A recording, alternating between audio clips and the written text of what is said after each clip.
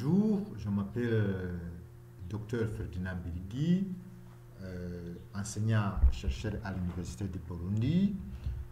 C'est pour moi un honneur et un réel plaisir d'être devant vous pour vous enseigner le cours de système de protection internationale des droits de l'homme, un cours qui est destiné aux étudiants de master complémentaire en droits de l'homme et résolution pacifique des conflits.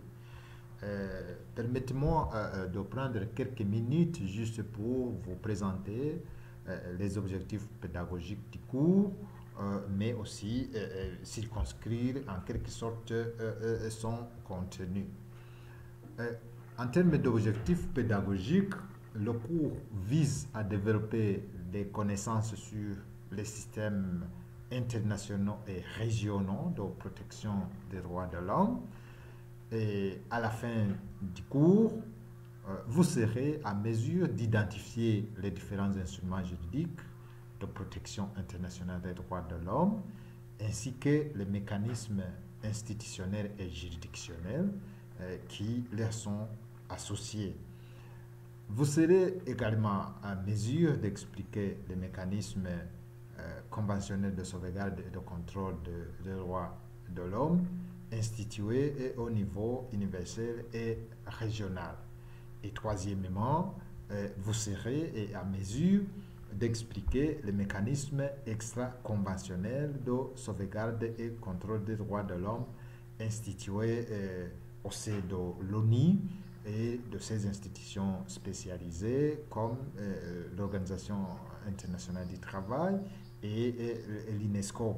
Mais aussi, en passant, on pourra examiner dans quelle mesure la Cour pénale internationale, la Conférence internationale sur la région des Grands Lacs, ainsi que la Cour de justice de la communauté d'Afrique de l'Est peuvent contribuer à la protection des droits de l'homme, même si leur vocation n'est pas véritablement à la protection des droits de l'homme. Et en termes d'apport, le cours vous permettra d'acquérir les connaissances et les compétences que vous pourrez mettre au service de l'État, du gouvernement, de l'État et ses institutions, mais aussi des organisations internationales.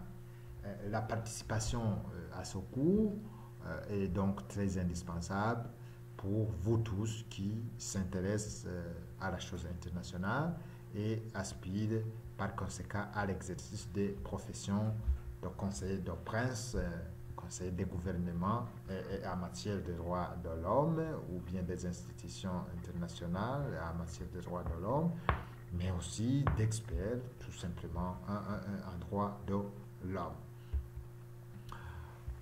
Présentement, le cours s'articule sur des parties.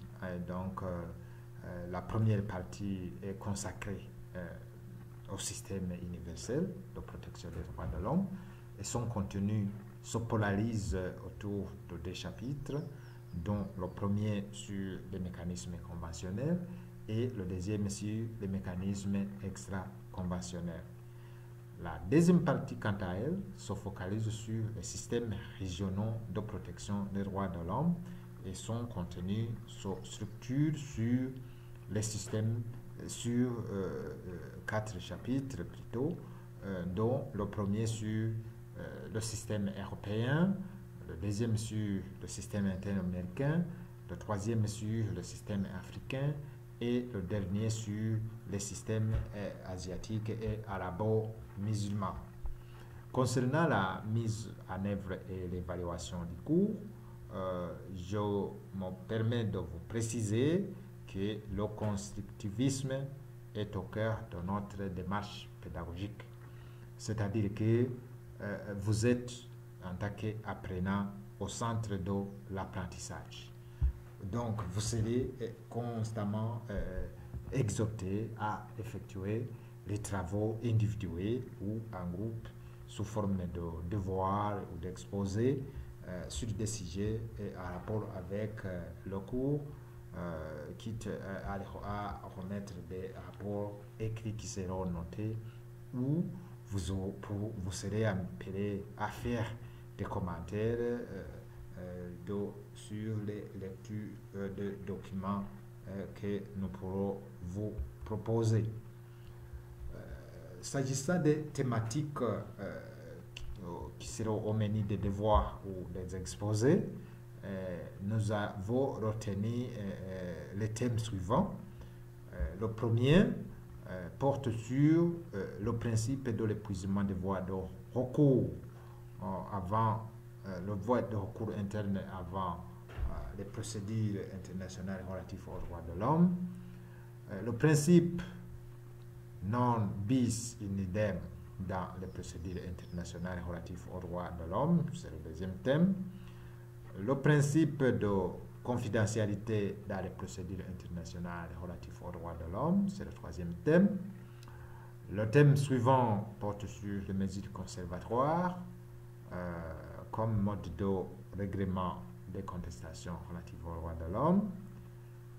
Le thème suivant porte sur la conciliation et le règlement amiable comme mode de résolution des contestations relatives aux droits de l'homme. Le thème suivant porte sur la place du consentement de l'État dans les procédures relatives aux droits de l'homme. Le thème suivant porte sur la contribution de la Cour internationale de justice dans la protection des droits de l'homme.